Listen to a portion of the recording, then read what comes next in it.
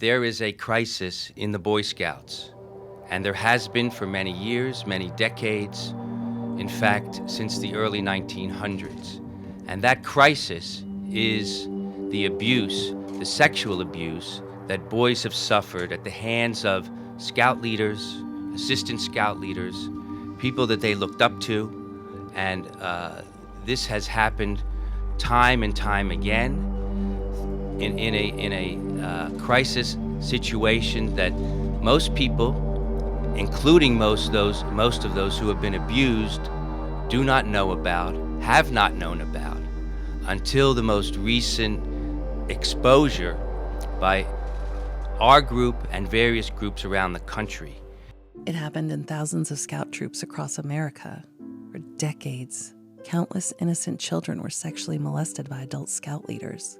The Boy Scouts of America's own secret files reveal that since 1910, they admitted into scouting thousands of child molesters that it knew or should have known were unfit to work with children. Actually, I had a friend of mine who was also abused, reached out to me and told me about the ad.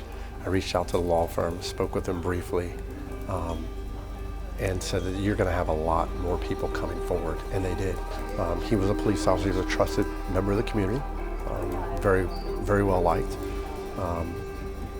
Unexpectedly, somebody who you wouldn't think twice about. After the incident happened, 14 years old, you're a little bit smarter, a little bit wiser. He pulled out a gun, put it on the table and said, nobody will ever believe you, or something to the effect of that. And he was right, because as soon as I said something to anyone, even in a conversation, that guy's weird or something. Oh no, he's the greatest guy in the world, everybody loves him. The more that they hear about it, and the more that they read about it, and the more that they know that they're not alone, the easier it is to come forward. Like many sexual abuse victims in whatever setting, it's always difficult to come forward, and the motivation oftentimes comes from feeling like you're not alone. People need to be held accountable and say, okay, listen, we've turned a blind eye way too long. Let's change the culture. If that means revamping the whole entire organization, then so be it. But that needs to happen quick.